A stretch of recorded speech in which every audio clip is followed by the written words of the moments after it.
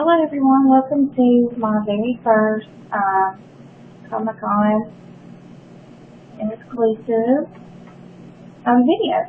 We just got back from San Diego Comic-Con and had fun and met a lot of really cool people. And I've got Mr. Jon Bailey with me, and I hope that he can share some stories and some laughs and anything else that happened that I don't remember. Mr. Jon Bailey. From Mrs. Jon Bailey, apparently. Yeah, well, I didn't get a chance to see much of the show floor, and I wasn't really there for the exclusive stuff. But they give away a lot of free things. So we got the 75th anniversary of Superman. They were giving out a lot of swag. We got a car flag here. Not wearing underwear. And they gave us a little Superman on a little plastic stick that he can fly around, and then they gave us a whole bunch of stuff for the new Hello Kitty stuff. Hello Kitty at Comic-Con. Yay, Tara Strong, do the voice of Hello Kitty.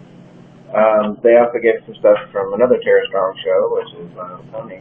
My Little Pony was very prevalent this year, so you can actually see it on the old show. Yep, let's do this one. He's got a horn in my shoe. Wishy. Look at me, I'm a unicorn. Anyway, we gave all our swag to our children, and they gave us a couple of these little. A lot of people were wearing Hello Kitty hats on. And then finally met up with my friend Mandy. Very end of the convention, just a few hours before we had to leave, and she gave me her new CD. You should go check her out. Realistic Videos. We love you, Maggie. Amanda was, my wife Amanda was back in the hotel, so she didn't get to see Mandy after all that. I was actually sent out there by Break Media, so I didn't get the chance to do much else. They had me doing videos that aren't out yet, so I won't tell you what they're about, but basically they had me working for part of the time. I did get to meet the guy who created Rochambeau, who I did the Kickstarter trailer for, and he didn't realize that I wasn't his fan, but I was the guy that helped him make the voice. So I got a very unusual and funny text message later on apologizing. But yeah, so met Hal Rudnick from Screen Junkies, and mainly went there to meet the other voice actors. That was the coolest. I met with Greg Berger, and Neil Ross was there. I finally got to meet Keith David. That was extremely cool. Keith David is the voice of Goliath, the Gargoyle, does all the Navy commercials. Saw John DiMaggio, who looks really great. He's been working out for quite a while now. He's in great shape. So I didn't have to wait in line for a lot of that. There was quite a few others there that I hadn't met previously. I finally got to meet Maurice LaMarche, the voice of their brain. Yeah. Finally made my childhood dream come true. And Christopher Cox, who does the voice of Lightning McQueen for all the voice match stuff that Owen Wilson doesn't do.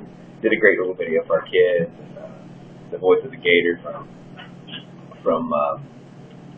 Princess and the Frog. I can't remember the name of him. I heard that Jim Cummings was there, and I didn't get to see him. There's only a handful of voice actors that I wanted to see that I didn't get to see. I've met Rob Paulson before. We've actually hung out for a while. We went out to dinner when I was last in L.A., previous trip to L.A. So I'd already met him before. There was quite a few cast members that I didn't meet, but I saw Ian Weasel over with the Star Trek The Next Generation guys. Brent Spiner did the voice of Joker and Young Justice, as well as, I believe he played Puck in Gargoyles, and the voice of Demona and Queen Bee, I believe, in Young Justice. She was over there with the Next Generation. Steve Bloom and Vic Mignogna were there. I've met them before. That was good to catch up with them for a minute.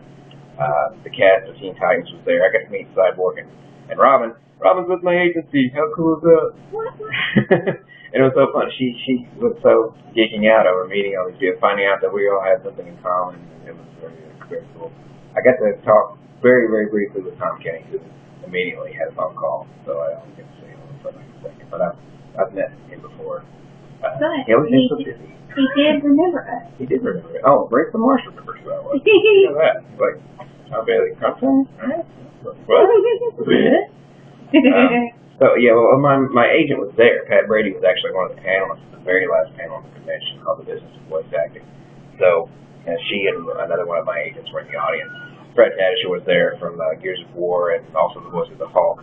He's with their agency. I think there's a lot of them. Frank Welker's with my agency. Grief, I'm amidst the gods of voiceover. So I realized how honored I really am to be with that agency because I am up against and working alongside, so to speak, some major talent. But yeah, it was a really good meeting. I think I counted almost 30 different voice actors that I got to meet with. She got to see two of her favorite people from Big Bang Theory. I know. Been trying for several years to see. She just wants to catch a little glimpse in person. We just walked right past them. I'm like, what the crap is going on? And the funny thing is, that's how I saw them the first time. They were just out at their pavilion signing autographs, and it's pretty tough to get an autograph pass type thing. She just wanted to be in the general vicinity and get to say hello and take a picture. And I couldn't remember. So she yelled out their characters' names. Yeah. I'm retarded and goofy and silly, and I had just a big brain for it. I was like, that's the thing when you meet celebrities. When you meet celebrities, you just instantly can't. You're like, I know that person. I just can't remember.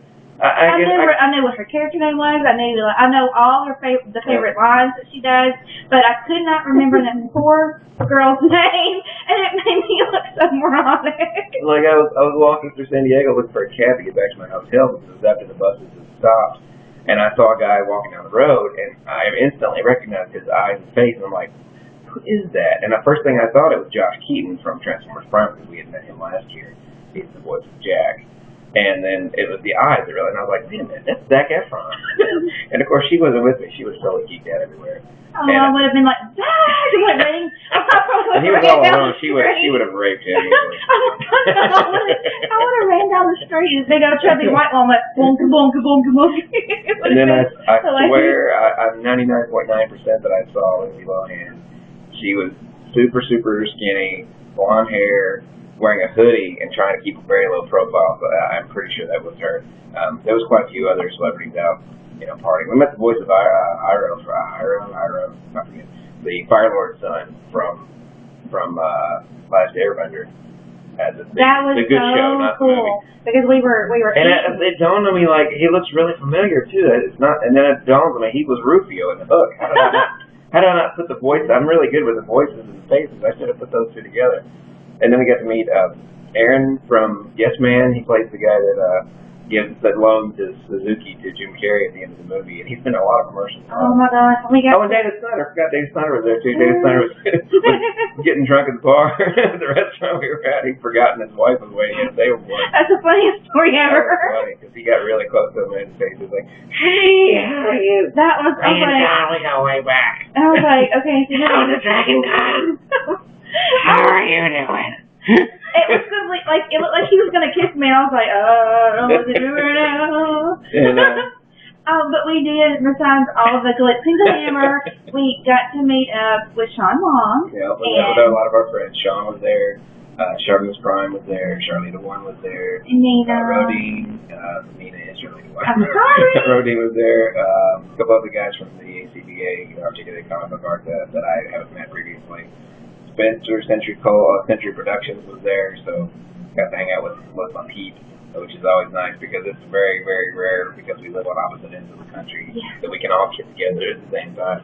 That's really always cool. Fun. To me, hanging out with friends and meeting other people in the industry is worth it for me. So I met several voice directors, Mark Evanier and Wally Burr was in the audience, which I pointed out, and everybody's like, "Oh yeah." So and I met up with Break Media. They had quite a few comedians at their pavilion. They're one of the companies that rented out a restaurant in town, which is like the after Comic-Con thing that you do every day, which is where all the parties and loud are. All the half-naked women, which I almost would have no spit drink out of her nose just now. But yeah, I met Kevin Brewis works with them, and he's the voice of Grandpa Lemon and Annoying Orange. Oh no! So they were all having me record voicemails and do Vine videos for them and stuff. I got recognized 2 or 3 different. Actually, I got recognized about 8 or 9 different times, but all for different things. In fact, one guy didn't even tell me how he knew me. He just said, "I really like your stuff." And that was it. He just took a picture and disappeared. I don't know if he was shy or busy or what, but Probably shy. and a couple other guys recognized me for Transformer stuff. Some guys recognized me for XCOM stuff. Some guys recognized me for movie trailer voice stuff. So it was surreal because last year at Comic-Con nobody knew who I was. Like, chirp. Yeah, and I could care less. I mean, that's fine. If I don't get stopped for pictures, that means I have more time to look for other people that I want to get pictures with. Oh, y'all should have seen him. Like, I was trying to talk. I was dressed all pretty. And, Yeah, she thought I was trying to ignore her. I was on celebrity radar. was like, what is wrong with him?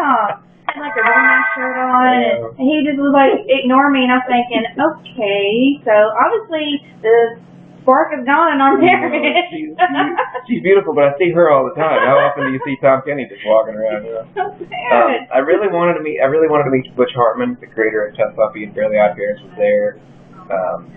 We met the Dexter's Lab. Oh yeah, the voice of Dexter's Lab. She was in the voice actors. That was so cool. There was a lot of them all together. Maurice Marsh was probably one of my favorites to meet in person. I was a huge fan of Pinky and the Brain in my teens, and it was so funny because there was a recent thing that happened that I've been given an audition to sound like Tom Cruise, so I did my Tom Cruise voice, which is basically just like this. But the way I read the lines, it sounded too much like the Brain. Yeah. I told him that story. He's like, I never knew they sounded so much alike. Oh my gosh, everyone was so cool. I mean, voice actors seem a lot cooler than I have to tell you a little story. On camera guys. I always thought that the celebrities, like the red carpet people, the A-list was like my favorite people to meet and stuff, but I'm realizing the more I get to sing and meet the voice actor community that they are all a bunch of sweethearts. Yeah, they're all good people. Really, I mean, we're grateful for every job that we get. Very few of them have a big head like, they're I'm so normal. normal. You're gonna hire me and you're Forward. not. But yeah, most of them are very, very cool. To find out that so many of them were with the same agency. I was talking to Scott Mendenhall. I forget his last. I'm really great with faces with bad with names. He's the voice of Robin in Teen Titans and several other different things. And he doesn't look anything at all the way he sounds. He just has that Robin voice all the time. He's like, I can't do those deep voices like you do, man. I wish I could do that. I was like, yeah, but you have a permanently young voice for the rest of your life. And we're just asking him a little bit about his career. Found out he was with my agency. He's like, oh yeah. And I saw Breckenmeyer from Garfield, Robot Chicken, a couple of things, just out walking around. When I told Scott about that, he's like, oh, I was in an episode of Franklin and Bash. I was like, I did the trailers for Franklin and Bash season 1. So yeah, it's really crazy how everybody kind of has something in common. Voice actors, they really are kind of like family. So there's very few of them that are those relatives you don't want to come over or get together. Oh, I invited all of them to come up to Memphis for dinner and things like that. I found out that Kevin Michael Richardson is in my agency. Man, are you kidding me? That was a great story about him. Anyway, some of my friends that were doing Porn and Frank, they had this awesome fake first appearance of Wolverine comic. I don't know much about comics, but my friends know a lot about comics. So I asked if they had an extra one of these. And I was trying to show Sean Long. I was like, oh, look, the guy's giving this right. And I dropped it on the concrete. Goes, scared the crap out of him. It was so funny. I got 2 or 3 people with it. It was pretty good. And because at a glance, it really doesn't look like the real thing. But yeah, that was good. I didn't get a chance to mess with very many people. Speaking of Sean, he was dressed up as Superman at the convention. And I don't know, my feet got really sore or something, and everybody else was like leaving me behind, and Sean decided to stay back to make sure I was okay. And like 3 feet away from her. And he was like, it's okay, Amanda, I'll protect you, and stuff like that, and it was just... Oh, wait, the bullets are about to It was just so sweet. Sean's adorable, and that story will probably stick with me forever, because he was so concerned about me. It was really sweet. Few survival tips for Comic-Con, because this video's starting to go long now. Few survival tips for Comic-Con. Bring Germ-X, because if there is a horrible new strain of flu that's going to destroy the world like a contagion, it's going to start at Comic-Con. Everything gets touched. By day 4, you can't tell the difference between a con-goer and a homeless person.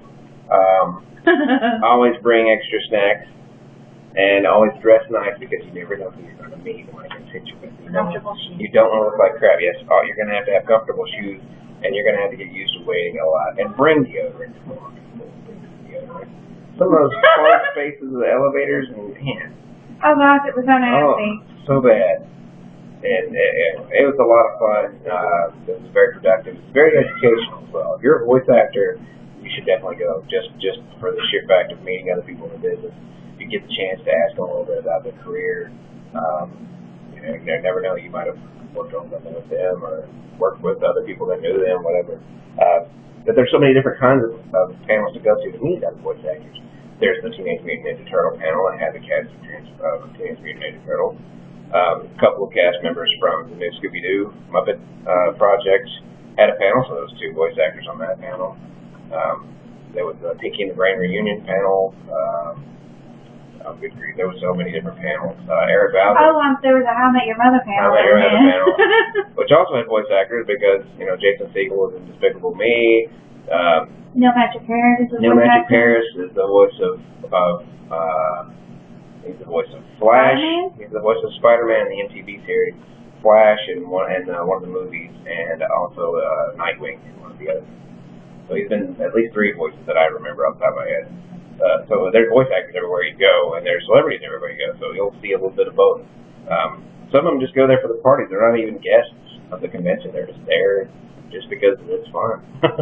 Some of them had kids, and it was so cool. They were walking around their natural habitat. And then after a few days, she started doing the radar. Because she started to realize that it's not that I wasn't paying attention to her. I'm just trying to see if I spot it. Because you have to keep an eye open. Most voice actors don't get recognized. So when there's somebody's like, hey, I know you. And that's my go-to thing. I have a catchphrase. Hey, I know you. So they always remember, that crazy stalker guy again. Trying to steal our voice job. So, anyway, but I pulled heaven and earth so this one could go. Even though she complained mostly about the sore feet and lack of food, lack of sleep, and everything else. There's a big trade-off. There's a lot of negative things that you have to put up with, or. But it was all.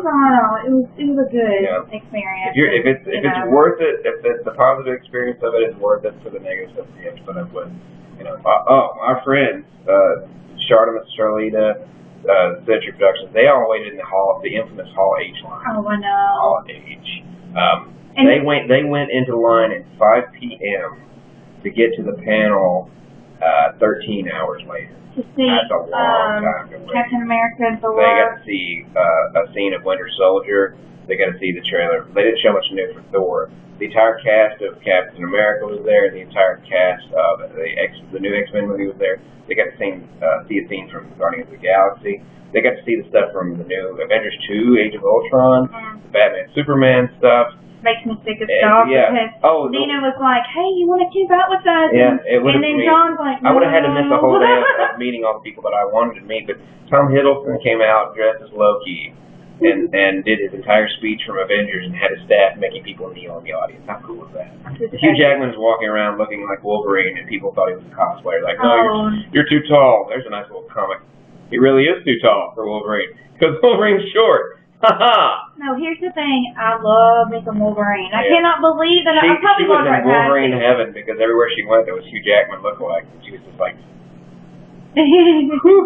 on here?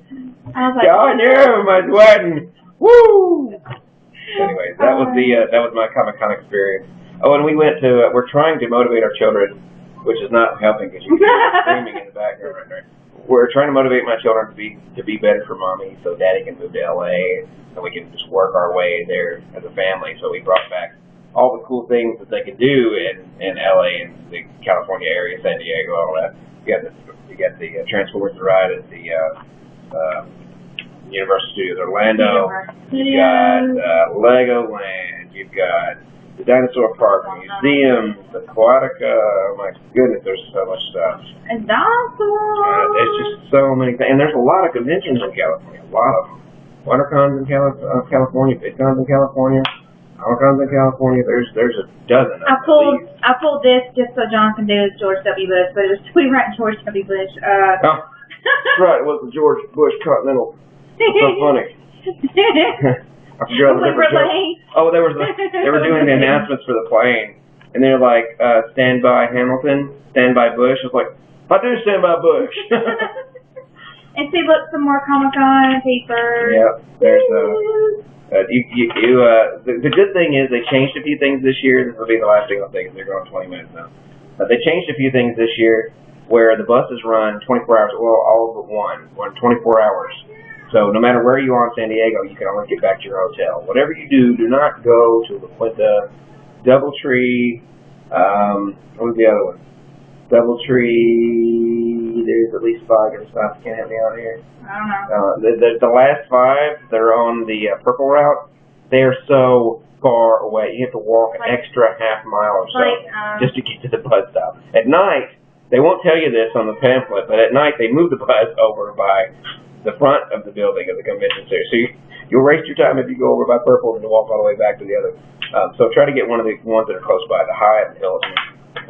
There's a few that are the old hotels up the street where it's just where a century has stayed. Oh gosh, they had the world's slowest elevator. It used to be the world's fastest elevator. Now it's the world's slowest elevator. It was back in like 1920. It's got the door that opens up like a regular doorway and a cage front. So messed and up. it's like really. And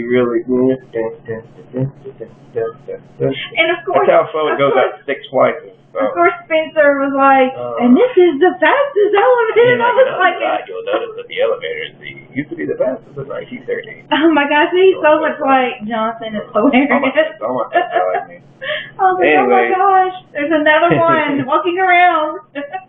Anyways, I had a good time. She and I both were exhausted. A lot of walking. Very little eating. We went on a paper-thin budget. Not a lot of cookies. That wasn't good. No. That was not good.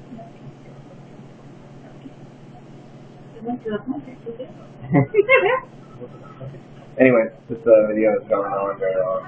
Sorry. I have Monsters Incorporated climbing around the back of it. Anyways, you should definitely try to go to Comic-Con. It's not easy to get a badge, so you should get your hotel and your badge taken care of way I'm just saying, like, at least 6 months in advance. And bring things that you want signed, because there's anybody and everybody that you think that you're... Just buy you a sign book. Whether it's an artist, a writer, a director, whether it's an actor, there's every walk, every trade.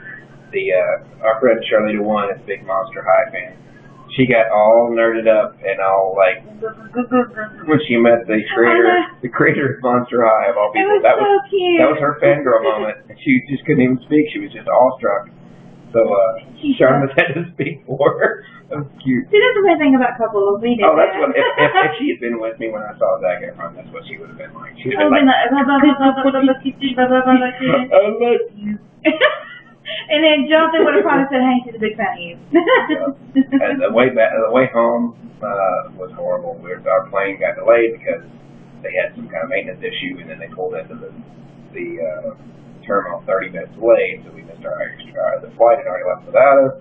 Then they gave us another flight the next day, and then when we got here over Memphis skies, the weather was bad. They were like, we're going to have to divert to Nashville and or Little Rock to go plane. And I was like, great, so there's another hour or so. And I was, my audition list was, I had a record day when I got back home. I didn't hardly get any time to recuperate. I did 16 different voices, 2 sessions, and 10 auditions. It was a big day. It was a lot of work. And the poor thing. Sweated through my clothes. He came out of the studio, like he came out of the shower. I came out of the studio naked. Well, what did I tell that part? Naked. Because I sweated through my clothes. It was literally pouring off of me. I was like, I cannot wear these anymore. I'm going to go get a shower right now. She was like, okay. I've never seen him come out of the It's like Superman. I walked in with clothes and I came out with that. Naked man. Alright, y'all. We're going to call it a day. I hope y'all have fun watching the video and listening to Zach Goofy. You could have watched the whole TV episode by now. You fool. Anyways, y'all have a good night, day, morning, whatever. Bye.